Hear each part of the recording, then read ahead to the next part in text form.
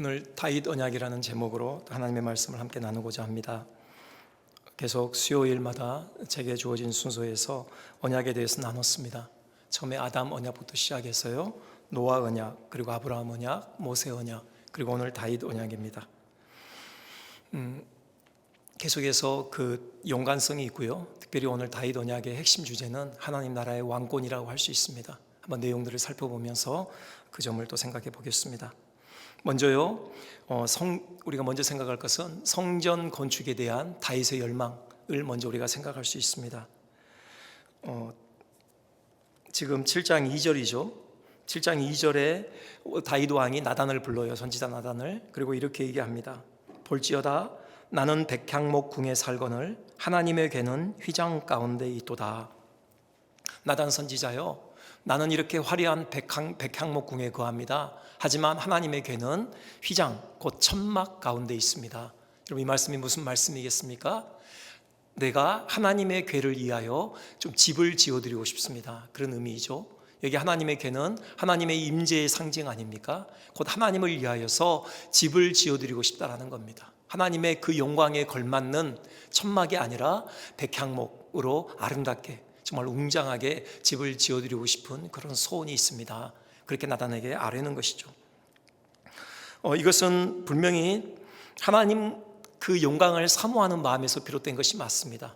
그래서 가상이 여길 만한 그런 마음인 것이죠. 하지만 이 결과가 뭡니까? 하나님께서 이 다윗으로 하여금 성전을 짓도록 허락하시지 않으시죠. 그래서 네가 성전을 짓는 게 아니라 네 아들 때 이르러서 성전을 지을 것이다, 그렇게 말씀을 하셔요. 다시 말씀드리지만 다윗의 이 성전을 짓고자 하는 이 마음, 이것은 분명히 하나님의 영광을 사모하는 그 마음에서 비롯된 것이 맞습니다. 사실 다윗 삶 전체가 그렇잖아요. 다윗이 늘 추구했던 게 뭡니까? 그게 바로 하나님의 영광이거든요. 하나님께서 다윗을 그 마음에 쏙 든다라고 그렇게 칭찬을 하셔요. 내 마음에 합한 종이다, 그렇게 말씀하시거든요. 그 핵심이 뭡니까? 늘 하나님의 영광, 그것을 추구했던 그 마음이 바로 다윗의 마음이었다라는 것이죠. 여러분, 대표적인 사건이요, 지금 언약궤가 원래 기랏 여아림에 있었잖아요. 거기서 다윗이 이제 왕이 되고 이제 여부수 족속에게서 예루살렘 성을 이렇게 차지해서 그 예루살렘 성을 왕도로 삼습니다. 곧 이스라엘을 다스리는 통치의 좌소로 삼죠. 그리고 나서 한 일이 뭐예요? 그 기랏 여아림에 있던 그 법궤를 이렇게 예루살렘 성으로 들여오는 일이잖아요. 예루살렘 성에 장막을 이렇게 만들어 놓고 거기다가 법궤를 가지고 왔어요. 그 의미하는 바가 뭡니까? 내가 이스라엘 왕이 아니라는 거죠. 참 이스라엘 왕은 바로 하나님이시라는 거예요. 예루살렘 성 그 통치의 중심에 하나님의 법궤가 안치되어져 있다는 것, 그것은 참 이스라엘 왕이 하나님이시다, 바로 그것을 공적으로 바로 천하에 바로 선포하는 그런 행위인 것입니다. 여러분, 법궤가 예루살렘 성으로 들어올 때요, 다윗의 얼마나 다윗이 어린아이처럼 기뻐했는지 우리가 그 모습을 생생하게 우리가 머릿속에 그려볼 수 있습니다. 그가 법궤 앞에서 뭘 합니까? 그 기쁨을 이기지 못해서 그가 춤을 추잖아요. 근데 춤을 얼마나 격렬하게 췄는지 그냥 그 옷이, 바지가 흘러내리는 것도 모르고 그렇게 춤을 췄습니다. 여러분, 이스라엘의 왕이요, 그래서 그 다윗의 부인 미갈인가요? 그가 아주 경거망동했다, 정말 경망스럽고 그런 천박하다, 그런 비난을 할 정도로 그렇게 다윗이 바지춤이 흘러내리는 것도 모르고 하나님 앞에서 그렇게 기쁨으로 춤을 췄던 것이죠. 다윗이 뭐라고 그래요? 하나님 앞에서라면은 더 낮아져도 좋다라고 그렇게 응대하죠. 다 망가져도 좋다라고 그렇게 미갈에게 얘기합니다. 다윗은 세상 왕들과 달랐던 것이죠. 자기 명예, 권력에 궁극적 관심이 있지 않았습니다.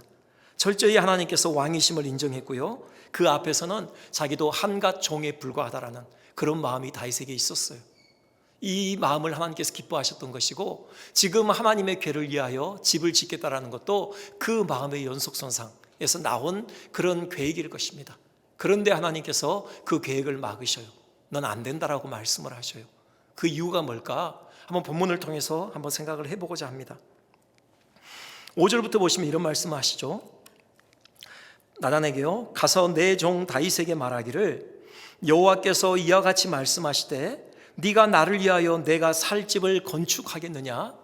반문하시면서요 6절부터 뭐라고 하시냐면은 내가 이스라엘 자손을 애굽에서 인도하여 내던 날부터 오늘까지 집에 살지 아니하고 장막과 성막 안에서 다녔나니, 그러면서 쭉이요 쭉 제일 뒤에 뭐라고 하시냐면은 너희가 어찌하여 나를 위하여 백향목 집을 건축하지 아니하였느냐 고 말하였느냐.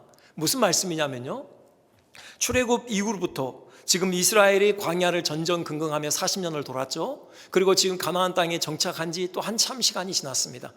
그때까지 하나님께서 늘 장막, 곧 천막에 거하셨고요, 한 번도 이스라엘 지도자에게 왜 내게 백향목 집을 지어주지 않느냐 그렇게 요구하신 적이 없다라는 겁니다. 늘 천막 가운데 있었다라는 것이죠.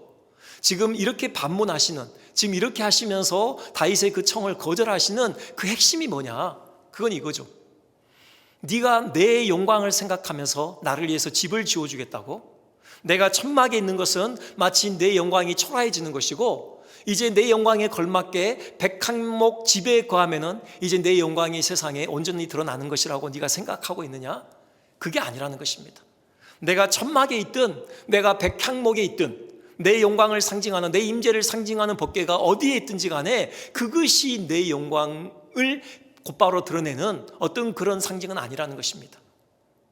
이해가 되시죠? 천막에 있다고 해서 주님의 영광이 초라해지시는 것이고, 백향목궁, 아주 화려한 어떤 그 궁에 계시다고 해서 하나님의 영광이 드러나는 것이고, 지금 그렇게 생각하지 말라는 것이에요. 그것은 아주 인간적인 생각이라는 것입니다. 이교적인 생각이죠. 이방신을 섬기는 그 이교도들이 그런 생각하잖아요. 자기네 신전을 최대한 화려하고 웅장하게 그렇게 지어놓잖아요. 왜요? 그 안에 모신 자기네 신이 그만큼 화려하고 웅장하다, 크신 분이다, 그걸 드러내기 위해서이죠. 다윗아, 그런 이교적인 생각을 내려놓으라는 것입니다. 내 영광은 그런 외적인 건물의 화려함에 좌우되지 않는다, 지금 그 말씀을 하고 계신 거예요. 실제로 그렇죠. 하나님께서 천막에 거하셨다고 해서 그분의 영광이 드러나지 않은 것이 아닙니다. 너무나도 충분하게 세상에 하나님의 영광을 드러내셨던 것이죠. 그것이 출애굽 사건 아닙니까? 하나님께서 애굽에서 이스라엘을 건져내오시면서 그 애굽의 모든 신들을 그냥 초토화시키셨잖아요. 그 10가지 재앙을 통해서요. 세상을 호령하던 그 바로요, 그냥 코를 납작하게 만드셨습니다. 그 바로의 군대요, 일거의 그 홍해에 수장시켜 버리셨잖아요. 너무나도 극명하게 하나님의 영광이 만천하에 공포되는 사건이었습니다. 이스라엘이 광야 40년 동안 그렇게 그 다니는 그 사건을 통해서도 하나님의 영광은 드러나잖아요. 200만이나 되는 그 인원을 아무것도 없는 그 광야에서 그들의 삶을 책임지셨던 분입니다. 넉넉히 책임지셨던 분이시죠. 다윗이요, 다윗 그 존재가 하나님의 영광을 분명하게 증언하는 바로 산 증인입니다. 한갓 목동에 불과했잖아요. 이름 모를 그 무명의 그 양을 지키는 그런 양치기였습니다. 하나님께서 그를 지목하셔서 그 목장에서 그를 끄집어내셨잖아요. 그의 손으로 훈련하시고 다듬으셔서 정말로 그 이스라엘 역사에서 가장 훌륭한 그 선왕 다윗 왕으로 만들어내셨잖아요. 이스라엘 뿐입니까? 당시 고대 근동에서 모두가 선망에 맞지 않던 그런 국제적인 스타가 바로 다윗 아닙니까? 누가 하셨어요? 하나님께서 하셨잖아요. 천막에 거하신다고 해서 하나님께서 영광을 조금밖에 못 발휘하십니까? 아니라는 겁니다. 어디에 거하든지 상관없이, 그 외적인 화려함과 상관없이 하나님의 하나님 되심은 하나님께서 친히 드러내신다라는 것이죠. 얼마든지 하나님의 영광을 만천하에 드러내시는 분이 하나님이심을 잊지 말아라, 지금 그 얘기를 하나님께서 하고 계신 것입니다. 여러분, 이 점은요, 우리도 경청해야 될 그런 지점입니다. 그렇죠. 외적인 화려함, 여기에 하나님의 영광이 좌우되지 않는다라는 것입니다. 여러분, 큰 교회이기 때문에 하나님의 영광이 더 크게 드러납니까? 그게 아니라는 것이에요. 교회의 그 사이즈, 교인 수, 어떤 교회가 가지고 있는 그 재정, 여러분, 그것에 의해서 하나님의 영광이 좌우되는 것이 아니다, 분명히 우리에게 말씀하고 계셔요. 우리 한국에 교회가 얼마나 많습니까? 지금도 잊혀지지 않는 건요, 수십 년 전에 제가 성남에 선배 집에 놀러 갔었습니다. 그때 밤에 옥상에 올라갔는데요, 그때 그 밤에 그 성남의 그 도시 그 전경에서 가장 주목되는 것이 바로 그 붉은 십자가였습니다. 얼마나 많은 십자가가 있는지, 야, 이렇게 교회가 많았나 싶을 정도로 그렇게 많은 교회가 성남에 있더라고요. 어디 성남뿐이겠습니까? 우리 한반도 전체에 얼마나 많은 교회가 있습니까? 밤마다 그 붉은 십자가에서 그 빛이 얼마나 찬란하게 빛나고 있습니까? 그 십자가에서 비추어지는 그 빛만큼 하나님의 영광이 과연 이 한반도 땅에 빛나고 있다라고, 교회를 통해서 우리가 그렇게 자부할 수 있겠습니까? 여러분, 교회가 많다고 해서 그만큼 하나님께서 영광을 드러내시느냐? 그건 아닌 것 같다라는 말씀입니다. 우리가 또 오해하고 있는 것 중에는요, 저도 어려서부터 그런 메시지를 많이 들어왔는데, 우리가 사회의 높은 지위에 올라가야 된다, 교회가 힘을 가져야 된다, 사회적으로 영향력을 펼치려면 높은 지위에 올라가고 뭔가 그럴듯한 어떤 파워를 가져야 된다라는 이런 얘기 많이 했습니다. 이게 소위 고지론이라는 것이죠. 높은 지위를 차지해라. 여러분, 이 메시지에 의해서 많은 청년들이 정말 최선을 다해서 공부했습니다. 실력을 쌓았어요. 어떻게든 높은 지위에 오르기 위해서 예를 썼죠. 여러분, 그 결과가 무엇입니까? 한국의 근래의 대통령을 2명이나 우리 개신교 장로님에서 배출했지 않습니까? 여러분, 그렇게 힘을 가졌더니 그 힘을 통해서 교회를 통해서 하나님께서 영광을 받으셨습니까? 하나님의 영광이 이 한반도 땅에 그 힘을 통해서 충분하게 드러나셨다, 우리가 그렇게 자부할 수 있습니까? 아니죠. 여러분, 외적인 활약, 어떤 우리가 가지고 있는 사회적인 힘, 이것과 하나님의 영광이 방불하게 드러난다, 결코 그렇게 얘기할 수 없다는 것입니다. 하나님의 영광은 어디서 나타나는 것입니까? 하나님의 임재죠. 하나님 그분이 임재하실 때 바로 그분 그 임재 가운데 하나님의 영광은 나타나게 되는 것입니다. 하나님께서 어떻게 어느 자리에 임재하십니까? 하나님의 말씀을 존중하는 자리입니다. 그분의 말씀을 생명의 법으로 여기고 전적으로 그분의 말씀 앞에 엎드리는 바로 그 자리에, 그 순종의 자리에 하나님의 영이 임재하시는 것입니다. 하나님의 말씀을 생명의 법으로 삼고 전적으로 순종하는 그 사람의 마음에 하나님께서 임재하시고요, 그 사람들이 모인 그 가정에 하나님께서 임재하시고요, 그 사람들이 모인 교회에 하나님께서 임재하시는 것입니다. 그 교회들이 모인 바로 그 지역에 하나님께서 임재하시는 것이죠. 우리가 이 하나님의 임재, 우리가 이것에 관심을 가졌으면 좋겠습니다.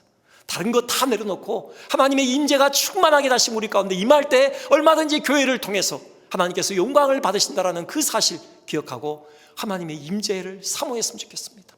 그러기 위해서 더 겸손히 주의 말씀 앞에 우리 자신을 쳐서 복종시키는 그런 헌신된 그리스도인들 됐으면 좋겠습니다.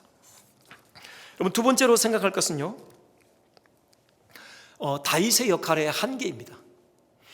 그러니까 다윗이 그런 어떤 인간적인 세속적인 그런 생각을 해서 하나님께서 그것을 막으셨다라고 할 수 있어요. 근데 꼭 그것만은 아닙니다. 하나님께서 다윗으로 하여금 성전을 짓지 못하도록 그 기회를 주지 않으신 그 이유는 또 다른 데 있죠. 그게요, 11절입니다. 11절에 보면 이런 말씀이 있거든요. 전에 내가 사사에게 명령하여 내 백성 이스라엘을 다스리던 때와 같지 아니하게 하고 너를 모든 원수에게서 벗어나 편히 쉬게 하리라 그랬습니다. 편히 쉬게 하리라. 이게 지금 미래형으로 돼 있죠. 편히 쉬게 하리라. 근데 재밌는 것은요, 여러분 7장 1절 보시겠습니까? 여호와께서 주위의 모든 원수를 무찌르사 왕으로 궁에 평안히 살게 하신 때에, 그렇게 되어 있습니다. 이건 과거형으로 되어 있죠. 이미요 하나님께서 다윗에게 평안을 주셨다라는 겁니다. 다윗이 다스리고 있는 이스라엘에게 평안을 주셨다라고 그렇게 분명히 선언하고 있어요. 그뿐입니까? 9절이죠. 9절도 그렇게 되어 있습니다. 네가 가는 모든 곳에서 내가 너와 함께 있어 네 모든 원수를 네 앞에서 멸하였은즉, 이렇게 되어 있습니다. 이것도 과거형이죠. 그러니까 주변의 모든 원수를 다윗을 통해서 하나님께서 멸하였다라고 그렇게 선언하고 계셔요. 자, 그러니 그로 인하여서 나온 결과가 바로 평안인 것이죠. 그런데 또 11절에서 그것을 다시 미래형으로 말씀하고 있어요. 너로 모든 원수에게서 벗어나 편히 쉬게 하리라. 무슨 말씀입니까? 정리해보면요, 하나님께서 평안을 주신 게 맞아요. 다윗으로 하여금요 나가는 족족 전쟁에서 이기게 하시고 그 주변 나라들을 쳐서 이렇게 그 전쟁에서 이기게 하신 것이 맞아요. 그래서 상당한 지금 어떤 정도의 평안을 누리고 있습니다. 하지만 그것으로 부족하다라는 거예요. 아직 주변국의 그 위협으로부터 완전히 자유롭게 되지 않았다라는 거예요. 다윗, 네가 아직 할 일이 남았다라는 거예요. 아직 네가 성전을 짓기 전에 아직 네가 해야 될 일이 있다라는 거죠. 그것은 주변국을 다 쳐서 복속시키는 겁니다. 주변의 원수들을 완전히 멸해서 이스라엘로 하여금 완전한 평화를 구가하도록 만드는 그 일이 다윗에게 있다라는 거예요. 그러므로 인해서 이스라엘이 그 제사장 나라요 거룩한 백성으로서의 그 사명을 감당할 수 있도록 모든 외적의 위협으로부터 그들을 자유롭게 해줄 그 사명이 이스라엘의 왕으로서 다윗에게 있는 사명이다. 지금 그 말씀을 하고 계셔요. 그러면은 성전은 누가 짓느냐? 네가 그 전쟁을 통해서 이렇게 주변 민족을 복속시킨 이후에 그때 그 평화의 왕국을 물려받은 네 아들이 성전을 지을 것이다. 지금 얘기를 하고 계셔요. 여러분 실제로요, 앞뒤로 살펴보면은 사무엘하 5장에 블레셋과의 전투가 나옵니다. 2번에 걸쳐서 다윗이 이기거든요. 근데 또 이렇게 그 뒤에 8장에 보면요, 또 블레셋과의 전투가 있어요. 그러니까 5장에 있는 2번에 걸친 블레셋 전투는 블레셋이 이스라엘을 침공해 들어왔던 거죠. 그것을 방어하는 차원에서 전쟁을 했고요, 그 전쟁에서 이겼어요. 근데 여러분 8장을 보시면 8장 1절 한번 보실까요? 8장 1절 보면요, 그 후에 다윗이 블레셋 사람들을 쳐서 항복을 받고 블레셋 사람들의 손에서 메덱 암마를 빼앗으니라. 그렇게 돼 있어요. 그러니까 이제는 다윗이 직접 침공에 들어간 겁니다. 블레셋 그 적진으로요. 그래서 블레셋을 항복시켜 버렸어요. 메덱 암마요, 이것은 블레셋의 주도라고 할 수 있는 그 가드예요. 5개 성읍 중에 가장 핵심적인 성읍 가드를 항복시킨 겁니다. 빼앗은 거예요.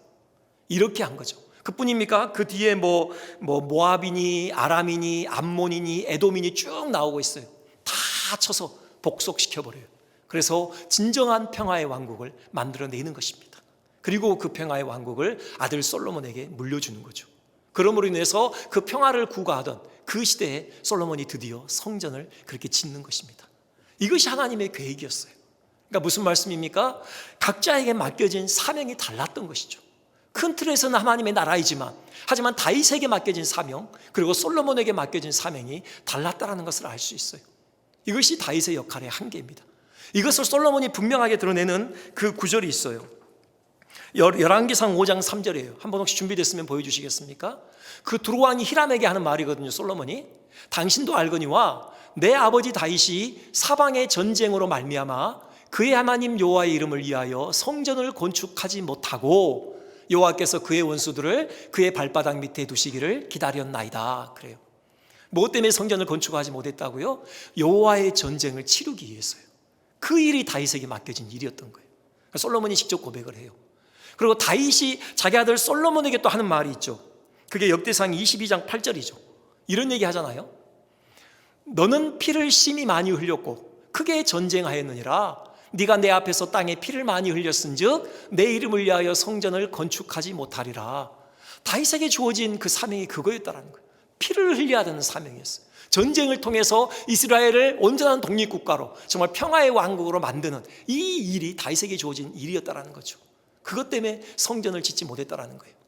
여기 피를 흘리다라는 게 부정적인 뉘앙스로 쓰이고 있는 게 아닙니다. 이 피 흘리는 것은요, 하나님께서 직접 하신 거예요. 하나님께서 전쟁의 작전을 짜시잖아요. 그리고 직접 나가서 그 전쟁을 수행하시잖아요. 다윗 앞서서요. 하나님의 전쟁이었던 것이죠. 다윗은 그걸 인정하고 있는 거예요. 이겁니다. 모세와 여호수아도 그렇잖아요. 사실요. 모세도 사명이 애굽에서 이스라엘을 이끌어내는 거였잖아요. 그리고 요단 동편까지 이스라엘을 인도해내는 것입니다. 하지만 요단을 건너는 것까지는 모세에게 허락하지 않아요. 그러시잖아요. 거기까지가 네 사명이다고요. 그리고 요단을 건너서 가나안 땅을 정복해서 이스라엘에게 나눠주는 역할은 여호수아가 하는 거죠. 이렇게 사명이 서로 나눠져 있는 거죠. 구분되어져 있어요. 여러분 무슨 말씀입니까? 우리가 받아들여야 될 바로 그 지점은 우리가 다 하지 않아도 된다는 겁니다. 우리가 우리 때에 뭔가 반드시 뭔가 하나님의 영광을 보리라, 뭔가 반드시 하나님 나라가 완성되는 것을 보리라. 여러분 이런 거룩한 열망은 좋지만, 하지만 반드시 그것이 이루어지리라고 우리가 반드시 욕심을 내서는 안 된다라는 것을 인정해야 된다는 거예요. 중요한 것은 하나님의 뜻이죠. 우리에게 주어진 그 시대적인 한계가 무엇인지, 우리에게 주어진 사명의 한계가 무엇인지를 우리가 인식해야 된다는 겁니다. 우리나라의 참 그 정치사에 아픈 역사가 있습니다. 뭐냐면요, 대통령들, 하나같이 대통령들이 실패한 대통령들 아닙니까? 백성들에게 진심으로 존경을 받는 대통령이 뭐 거의 없다시피, 그렇게 다 같이 대통령이 끝나고 나면은 정말 그 실패의 쓴맛을 보게 되는 그런 아픈 역사를 가지고 있어요. 참 독특한 역사죠. 어떤 분이 그 원인이 뭔가를 이렇게 분석하더라고요. 대통령들이요, 자기 임기 때에 뭔가 큰 일을 이루고자 하는, 반드시 그 열매를 맺어야 되겠다, 그 열매를 봐야 되겠다라는 그런 욕심에 사로잡히기 때문이라는 거예요. 그 목표가 우상이 되어지고요. 그래서 그 우상을 바로 그 숭배하기 위해서 수단과 방법을 가리지 않게 됐다. 그래서 정도를 이탈하게 되고 나중에 그 정도를 이탈한 대가를 나중에 받게 된다. 이런 어떤 분석을 하더라고요. 그럴듯하지 않습니까? 여러분, 우리가 인정해야 될 것 같습니다. 우리가 물론 목표를 세워야죠. 그리고 그 목표를 이루기 위해서 우리가 아주 세심하게 계획을 세워야 할 것입니다. 하지만 그 결과는, 그 열매는 하나님께 있다는 것, 우리가 이것을 인정해야 될 것 같아요. 겸손히 하나님의 일하심을 우리가 또 기다리며 의지하는 그런 자세로 최선을 다해야 되는 거죠. 물론 최선을 다해야 됩니다. 여러분, 다윗이 자기 이대에 성전을 짓지 못한다고 해서 그 일을 아주 놔버렸냐? 그건 아니에요. 그렇죠? 그가 자기 아들 솔로몬으로 하여금 성전을 짓게 만들기 위해서 그가 정말 세심하게 준비하잖아요. 그가 재료들을 준비하고요, 심지어는 성전의 설계도까지 그가 다 준비하잖아요. 최선을 다했던 거죠. 모세도 마찬가지예요. 가나안 땅에 못 들어간다라는 하나님의 그 엄중한 그 선언이 떨어졌을 때 그가 대충 이스라엘을 인도하는 사명을 감당했습니까? 아니죠. 최선을 다해서 이스라엘을 인도하잖아요. 그것을 보여주는 것이 신명기잖아요. 신명기가 뭐예요? 그 요단 동편, 그 모압 평지에서 자기는 못 들어가지만 앞으로 들어갈 그 이스라엘이 정말 잘 살기를 원하는 그의 끓는 심정을 가지고 설교했던 그 고별 설교가 신명기 아닙니까? 최선을 다하는 거죠. 결과는 하나님께 맡기되 우리에게 맡겨진 사명을 최선을 다해서 감당하는 것, 이것이 우리에게 주어진 책무이다. 우리가 그것을 여기서 볼 수 있는 것이죠. 자, 세 번째 한번 생각하겠습니다. 세 번째, 마지막으로요, 하나님께서 다윗에게 약속하시는 게 있는데요, 영원한 왕위를 약속하십니다. 그게 지금 13절에 나와 있죠. 13절에 보면은 그는 내 이름을 위하여 집을 건축할 것이요 나는 그의 나라 왕위를 영원히 견고하게 하리라, 이렇게 얘기합니다. 그의 나라 왕위를 영원히 견고하게 한다고요? 16절에서 한 번 더 반복하십니다. 네 집과 네 나라가 내 앞에서 영원히 보존되고 네 왕위가 영원히 견고하리라 하셨다 하라. 영원한 왕위에 대한 약속이에요. 여러분, 이것이 우리가 열왕기나 역대기를 통해서 어떻게 신실하게 이루어가는지를 이미 우리는 보았습니다. 작년에 성경 퀴즈 대회 하면서, 재작년인가요? 아무튼 우리가 이걸 충분하게 우리가 보았죠. 북이스라엘 그 짧은 한 209년인가요? 그 역사에서 19명의 왕이 나왔는데 역성혁명이 8번이나 일어나잖아요.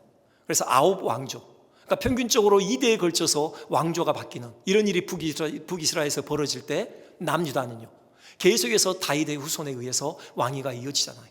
다윗부터 시작하면 400년입니다.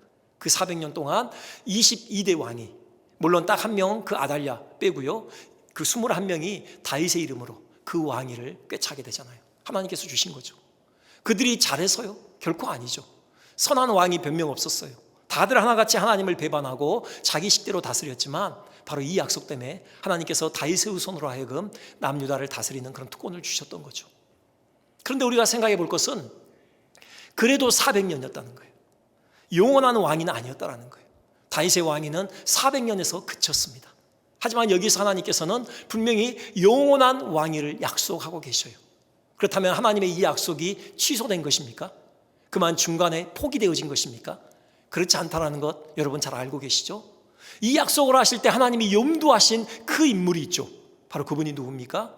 다윗의 후손으로 오시는 예수 그리스도인 것이죠. 하나님은 그걸 염두하시고 다윗에게 이 약속을 하신 거예요. 다윗도 알았어요, 사실요. 여러분, 그 성경을 보시면요, 다윗도 예수 그리스도의 부활에 대해서 그가 예언을 하잖아요. 자기 육신의 혈통에서 하나님 나라의 영원한 왕위를 이을 자가 아니라 바로 하나님의 아들, 하나님께서 직접 보내실 그 신적인 존재가 하나님 나라의 왕으로 오실 것을 다윗도 알았던 것이죠. 하나님은 그걸 염두하고 이 약속을 하셨던 겁니다. 여러분, 가브리엘 천사가 그 예수님의 어머니 마리아를 찾아와서 하는 말, 이 말이 있잖아요. 한번 마태복음 3장 한번 보여주시겠습니까? 3장 16절부터 17절까지인데요. 쭉 보시면요. 죄송합니다. 그 전이죠. 누가복음입니다. 네, 그렇게 얘기하죠. 뒤에 보면요, 그 조상 다윗의 왕위를 그에게 주시리니 영원히 야곱의 집을 왕으로 다스리실 것이며 그 나라가 무궁하리라, 이렇게 말씀하셔요. 그러니까 다윗에게 이미 주셨던 이 약속은 바로 예수 그리스도에 대한 약속이라는 거예요. 하나님 나라의 참 왕이 바로 오셔서 그 나라의 일을 이어받을 것이다. 그걸 이미 약속하셨던 것입니다. 여기 그 14절 보면은요, 사무엘하 7장 14절 보면 이런 말씀이 있죠. 나는 그에게 아버지가 되고 그는 내게 아들이 되리니 그랬습니다. 나는 그에게 아버지가 되고 그는 내게 아들이 되리니.